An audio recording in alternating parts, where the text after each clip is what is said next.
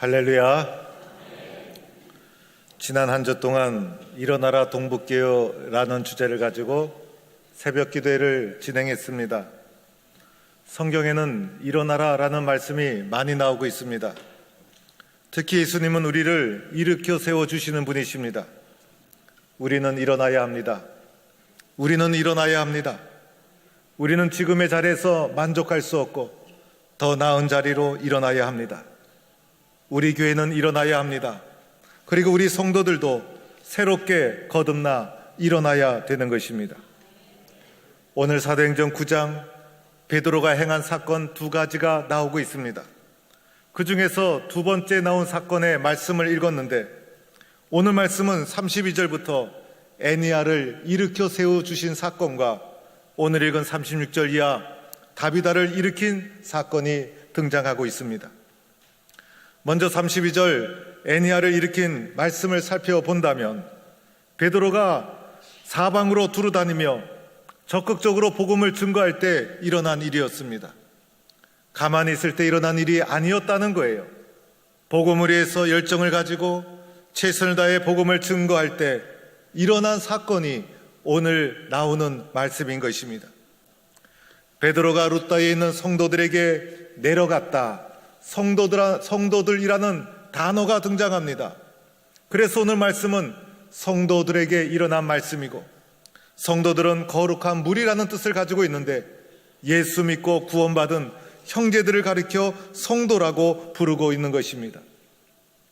애니야라는 남자 성도가 있었다는 것입니다. 그런데 이 사람은 자그마치 8년 동안 중풍병으로 고생하며 누워 있었습니다. 이 사람의 능력과 힘으로는 일어날 수가 없었습니다. 이 사람은 8년 동안 누워 있었듯이 그대로 인생을 살아갈 수밖에 없었습니다. 그런데 베드로가 애니야야, 예수 그리스도께서 너를 낫게 하시니 일어나 네 자리를 정돈하라 말씀하니 일어나 회복받게 된 것입니다. 오늘 여기서 주목해야 될 것은 예수 그리스도라는 말씀입니다. 베드로가 애니야에게 말하면서 내가 네게 말하노니 이렇게 말하지 않았다는 것입니다. 베드로가 말하지만은 베드로는 하나님이 사용하신 도구일 뿐이고, 예수 그리스도 이름으로 예수 그리스도께서 그를 고치셔서 예수 그리스도 이름으로 일어나게 된 것입니다. 그리고 이어서 나오는 말씀이 다비다를 일으킨 사건이었습니다. 요파라는 곳에 다비다라는 여제자가 있었습니다. 애니야는 남자고 다비다는 여자고, 애니야는 성도고 다비다는 제자라 합니다. 남자든 여자든 제자든 성도든 그리스도 예수 안에 있는 자들에게 일어난 사건이라는 것을 말해줍니다. 다비다를 제자라고 칭한 것으로 보아서 교회에 매우 헌신적인 성도였습니다. 선행과 구제를 많이 한 사람이었습니다. 특히 가난한 자들에게 겉옷과 속옷을 지어서 입혀 주었던 사랑이 많은 분이었습니다. 이런 다비다가 병들어 죽고 말았습니다. 많은 성도들은 너무나 슬퍼했어요. 교회가 성도가 온 슬픔에 잠기게 되었고, 성도들은 그의 시신을 싸서 달하게 누이게 됩니다. 그리고 가까운 룻다라는 곳에 주의 사자 베드로가 와 있는 것을 알고 베드로에게 급하게 두 사람을 보내게 됩니다. 베드로 사도요, 빨리 오셔서 지체 말고 빨리 와달라고 요청을 하게 됩니다. 왜 베드로를 부르게 되었을까요? 왜 이들이 다비다가 죽었을 때 베드로를 부르게 되었을까요? 다비다가 죽었지만은 이대로 끝낼 수가 없었다는 것입니다. 다비다가 죽었지만은 이대로 접어둘 수가 없었다는 거예요. 너무나 안타까운 일이어서 마지막 희망을 가지고 희망을 포기하지 않고 베드로를 불렀던 것입니다. 우리들에게 무엇을 말해주고 있는 것입니까? 아무리 큰 절망이 찾아올지라도 포기하지 말라는 것입니다. 포기하지 않고 희망을 가지면 새로운 길이 열린다는 것을 말해주고 있는 것이죠. 베드로가 마침내 급하게 요빠에 도착해 보았습니다. 모든 성도들이 슬픔에 잠겨서 울고 있었어요. 다비다가 누워있는 다락에 올라가 보니 많은 과부들, 평소에 다비다가 구제했던 과부들이 모여서 슬퍼하며 베드로에게 그가 만들어 주었던 겉옷과 속옷을 보여주며 진심으로 안타까워하고 있었습니다. 다비다가 죽었을 때 이렇게 수많은 사람이 안타까워할 정도로 아름다운 헌신의 삶을 살한 여인이었습니다. 이제 우리들은 베드로의 모습을 주목해 보아야 합니다. 베드로가 이 문제를 어떻게 해결해 가는가, 오늘 베드로가 이러한 상황을 어떻게 헤쳐나가고 있는가를 주목해 보아야 합니다. 다비다의 시신, 세상적으로 보면 아무 소망이 없습니다. 모든 것이 끝난 것입니다. 그의 시신, 그의 죽음, 소망 없는 이 문제 앞에서 베드로가 어떻게 죽음의 문제를 대처해 나가는가? 죽음 앞에 우리는 얼마나 무기력합니까? 아무 힘도 쓸 수가 없어요. 그러나 베드로는 죽음을 이기시고 부활하신 예수님을 체험했던 사람이었어요. 이런 절망의 상황을 어떻게 베드로가 헤쳐나가는가? 이런 절망의 상황을 베드로가 어떻게 헤쳐나가는가를 주목해 보아야 한다는 것입니다. 첫 번째로 베드로가 한 것은 무릎을 꿇고 하나님께 간절히 기도했다는 것입니다. 베드로는 이 문제를 자신의 힘으로 해결하려고 하지 않았어요. 자신에게는 아무런 능력이 없다는 것을 알고 있었습니다. 이 문제 앞에서 베드로는 무릎을 꿇었어요. 나는 아무것도 할 수 없다는 것입니다. 그리고 그 문제를 끌어안고 그 문제를 나에게서 하나님에게로 올려드리고 있는 것이에요.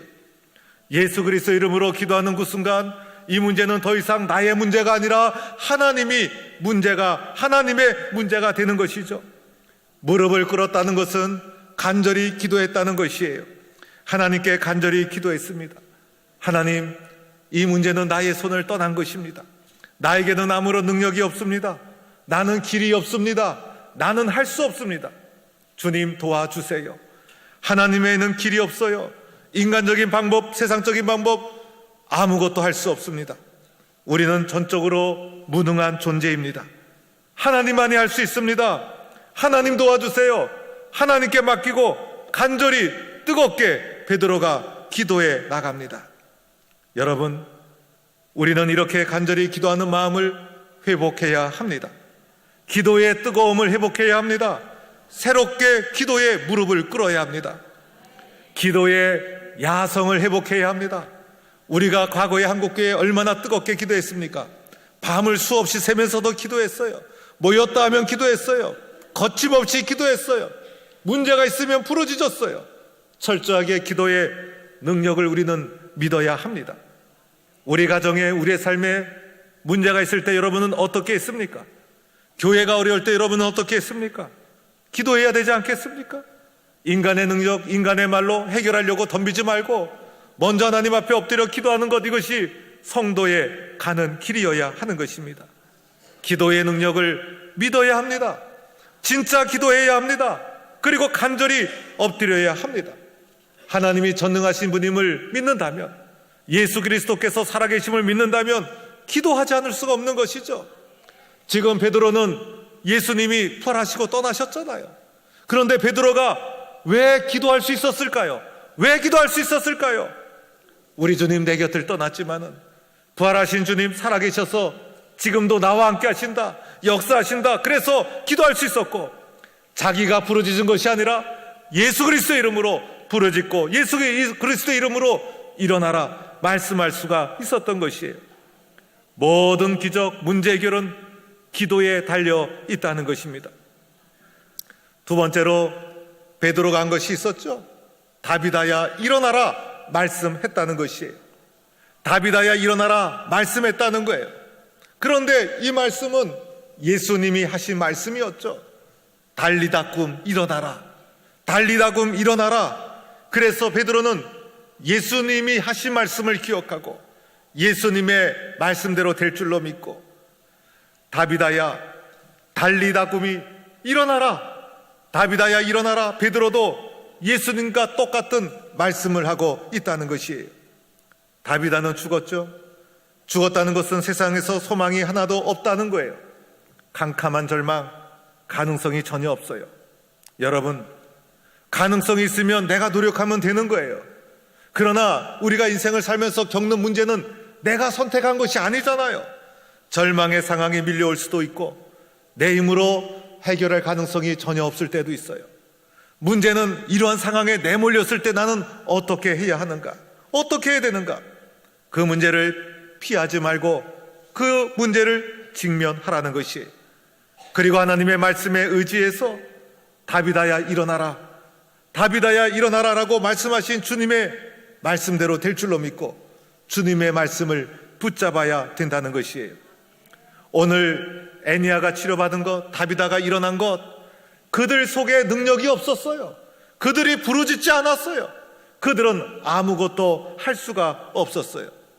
그런데 베드로가 어떻게 문제를 해결했는지 살펴볼 필요가 있죠. 어떻게 했습니까? 무릎을 꿇고 간절히 기도한 베드로의 간절한 기도, 그리고 예수님께서 너를 낫게 하시니 일어나 내 자리를 정돈하라, 다비다야 일어나라, 예수님의 말씀, 기도와 말씀, 기도와 말씀이 기적을 일으킨 것이고, 기도와 말씀이 애니야와 다비다를 일으키신 것이고, 기도와 말씀이 문제를 해결한 것이었어요. 기도와 말씀 없이는 문제 해결할 수 없죠. 기도와 말씀 없이 문제 해결한 것은 진정한 해결이 아니에요. 또 다른 문제가 밀려올 수밖에 없는 것이에요. 기도와 말씀이 나를 살리는 것이에요. 베드로가 문제 해결한 것, 기도와 말씀이었다. 아무리 큰 고난이 와도, 아무리 큰 시련이 와도, 죽었던 영혼조차도, 소망 없는 영혼조차도 기도와 말씀이 살아나면, 기도와 말씀이 살아나면 그 영혼도 살아나게 될 줄로 믿습니다. 제가 섬기던 교회에서 있었던 일이에요. 제가 서울에서 목회할 때 제가 섬기던 교회, 제가 담당했던 구역에서 30대 여 집사님이 교통사고가 났어요. 굉장히 크게 났어요. 그래서 살아난 것이 다행일 정도였어요. 수술하기 시작하는데 다리 수술, 허리 수술, 갈비 수술, 팔 수술, 그리고 관절, 골반, 1년 동안 수술을 계속해 나가면서 어느 날 병원에 가보니 머리끝부터 발끝까지 다 붕대가 감겨있는 날도 있었어요. 일어나질 못했어요. 걷지도 못했어요. 그분을 위해서 기도하며 신방하는데 그분이 어느 날, 목사님, 제가 누워있으면서 은혜 받은 찬송이 있어요 라고 하면서 찬양을 저한테 들려주었던 찬양이 있었어요. 1년 넘게 병원 생활했어요. 30대 애들을 키워야 되는데 얼마나 힘들었겠어요. 1년 후에 그분이 퇴원을 했어요. 저녁 예배 때 그때 교회에서 구역들이 나와서 구역 소개를 하고 구역 찬양을 하는 시간이 있었어요. 그분이 속한 구역이 특송을 할 때였어요. 그분이 자기 구역원들에게 자기가 은혜 받은 찬양을 부르자고 막 부추겼던 것 같아요.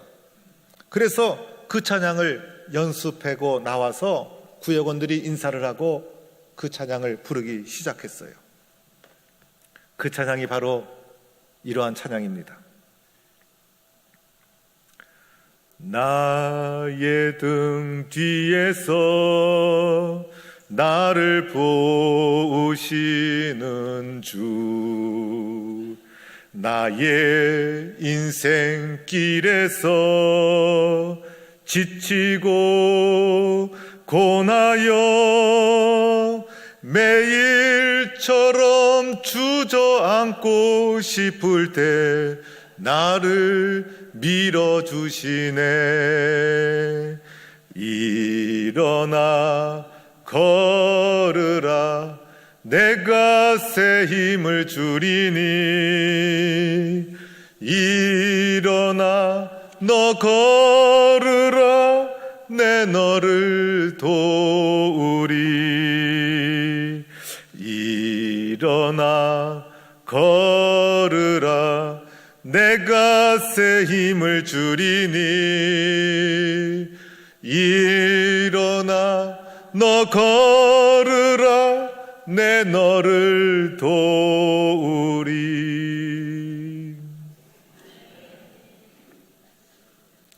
그 집사님은 이 찬양을 다 부르지 못했어요. 찬양을 시작하는 그 순간부터 구역원들은 찬양을 부르는데 앞에 서서 눈물, 콧물, 범벅이 되어서 흐느끼고 오열을 하고 그러면서 다 부르지 못했어요. 그 집사님이 얼마나 힘들게 역경을 헤쳐나온 걸 아는 저는 뒤에서 보면서 저도 같이 눈물 흘렸어요. 저는 이 찬양을 부를 때마다 그 집사님의 눈물이 생각이 나요. 얼마나 힘들었을까? 얼마나 걷고 싶었을까? 걸을 수 없을 때, 지치고 쓰러졌을 때 일어나 걸으라, 일어나 걸으라, 내가 너를 일으켜 세워주마. 주의 말씀을 얼마나 의지했을까? 주님은 그분의 손을 잡고 일으켜 세워주셔서 어렵고 힘든 과정을 거쳤지만은 마침내 일어서게 하시고 예배당 앞에 나와서 찬양하게 하시니 얼마나 은혜로웠을까? 사랑하는 성도 여러분, 우리 교회는 이곳에 입당한 지 4년이 넘었어요. 11년 8월 셋째 주에 입당을 했으니 4년하고 정확히는 2개월 반이 되었어요. 저는 우리 교회를 바라볼 때마다 어떻게 우리 교회가 이렇게 귀한 교회를 세우게 되었을까? 교회를 세우는 아름다운 역사를 함께 이루어온 우리 성도님들이 얼마나 자랑스러운지 몰라요. 그런데 우리가 한 것이 아니었죠. 우리에게는 힘과 능력이 없었음에도 불구하고 우리를 사랑하시는 주님께서 힘을 주시고 능력을 주시고 주저앉을 때 일으켜 세워주시고 베푸르신 사랑과 은혜로 아름다운 성전을 건축하게 되었어요. 지금도 우리가 성전을 건축할 때 가졌던 기대감, 열정, 그리고 꿈과 비전, 환상, 그리고 무릎 꿇어 기도했던 그 기도 생각하면 가슴이 두근거리게 됩니다. 4년이 지나면서 90주년을 눈앞에 두면서 제 마음속에 이런 기도가 나왔어요. 하나님, 왜 부흥이 이렇게 어렵습니까? 하나님, 교회가 잘 되는 게 왜 이렇게 쉽지 않습니까? 하나님, 더 잘하고 싶은데 왜 이렇게 더딥니까? 하나님, 더 많은 것을 우리 교회가 해야 되는데 왜 부흥이 우리 교회는 불같이 일어나지 않습니까? 하나님께서 우리 교회를 사랑해 주셔서 이렇게 세워주셨는데 주님을 위해서 더 많은 것을 해야 되는데 주님, 왜 아직도 빈자리가 많이 있습니까? 왜 부흥이 되지 않습니까? 주님, 왜 이것이 이렇게 힘든 길입니까? 기도하지 않을 수가 없었어요. 그때 제 마음속에 주님이 주신 음성이 있었어요. 김 목사야, 기도가 약하다. 기도가 약하다. 기도하지 않았다. 간절히 기도하지 않았다. 동북교에 기도하는 사람들이 얼마나 되느냐? 내가 믿을 수 있는 기도의 용사가 이 교회에 있느냐? 주님이 물어보셨어요. 동북교에 기도하는 사람이 너무 작다. 교회를 위해서, 성도를 위해서 애타는 심정으로 부르짖는 사람이 얼마나 되느냐? 기도의 능력을 믿는 사람이 있느냐? 지금이 어느 시대인데 기도 없이 부흥되려고 생각했느냐? 부흥하지 말고 기도 먼저 해라.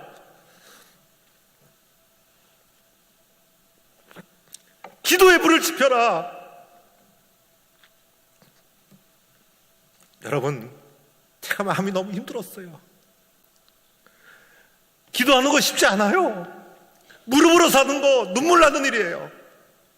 우리는 세상에 편한 일을 찾아 나섰어요. 쉽게 예수 믿으려고 했어요. 기도하지 않고 부흥을 꿈꿨어요. 일어나지 못한 이유가 있었어요. 기도하지 않았더라고요. 회개했어요. 90주년을 맞이하면서 하나님 앞에 부끄러운 것만 보였어요.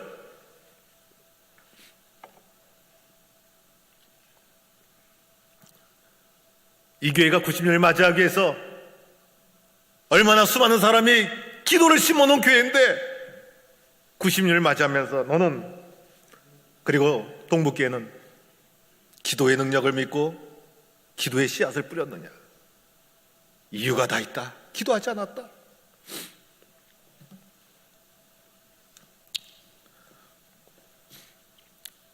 주님께서 제 마음속에 기도해야 된다는 마음을 심어주셨어요. 염려하지 말고, 고민하지 말고, 말만 하지 말고 무릎으로 먼저 기도해라. 기도해라. 모든 문제는 거기에 달려있다. 또 하나의 마음은요, 제가 90주년을 맞이하면서요, 성전이 온전하게 완성되지 않은 것에 대해서 제가 안타까워하지 않았어요. 4년 동안 지나면서 저희 교회가 계획된 대로 온전하게 완성이 되지 않았음에도 불구하고 제가 안타까워하지 않았어요. 그런데 90주년을 맞이하면서 미완성으로 남겨둔 교회를 그냥 두고 90주년을 맞이한다는 것이 마음이 얼마나 힘들었는지 몰라요. 하나님이 그런 마음을 갑자기 주셨어요. 하나님 어떻게 할까요? 하나님 어떻게 할까요? 주님이 저에게 말씀해 주셨어요. 네가 먼저 옥합을 깨라. 그래서 주님 사랑하는 마음으로 90주년을 사랑해 주신 하나님의 은총에 감사하는 마음으로, 그리고 교회가 온전히 건축이 완성되고자 하는 마음을 담아서 제 마음속에 하나님이 쉽게 1,000만 원을 건축 결단하도록 해주셨어요. 저는 쉽게 행복한 마음으로 했어요. 그런데 문제가 생겼어요. 주님, 저는 그래도 목사니까 주님이 원하시면 다 바치겠습니다. 그런데 우리 성도들 어떡합니까? 성도들은 성전 건축의 과정에서 이미 최선을 다했습니다. 저는 하지만은 저는 성도들에게 말 못하겠습니다. 성도들에게 어떻게 또 말을 합니까? 주님, 이 말 못합니다. 그러자 주님이 저에게 주신 말씀은, 김 목사야, 내가 걱정하지 말아라. 내가 책임진다. 기도하는 사람, 준비된 사람이 있다. 내가 왜 세상적인 생각으로 가로막고 있느냐? 축복의 통로를 막지 말라는 음성이었어요. 그래서 기도하면서 90주년 기쁨으로 봉헌합시다라는 봉투를 만들어서 지난 주일 로비에 준비해 놓고 특별 새벽 기도를 진행하면서 마음이 감동되는 대로 참여하도록 했어요. 그래도 담임 목사 입장에서는 성도들의 형편을 헤아리는 아버지와 같은 심정이 있어서 말을 강하게 하기가 어려웠어요. 그런데 새벽기도 안 나오신 분들이 있잖아요. 새벽기도 한 주간 동안 어떻게 지나온 걸 잘 모르시는 분들이 있잖아요. 여러분, 우리는 한 가족이잖아요. 함께 참여해야 되잖아요. 어떤 특정한 사람이 다 짊어져서는 안 되는 것이잖아요. 중요한 것은 한 가족이기 때문에 사랑하는 마음으로 함께 짊어지는 것이 중요하잖아요. 여러분께서도 마음에 감동이 오는 대로 함께 참여해 주시면 아름다운 교회로 세워가게 될 줄로 믿습니다. 사랑하는 성도 여러분, 다시 기도합시다. 다시 기도의 무릎을 꿇읍시다. 우리는 일어서야 합니다. 그리고 다시 말씀을 붙잡읍시다. 헌신의 사람으로, 기도의 사람으로, 부흥하는 교회로 우리는 다시 일어설 수 있습니다. 90주년을 맞이하여서 일어나 세상에 빛을 발하는 교회와 성도가 되기를 주의 이름으로 축원합니다.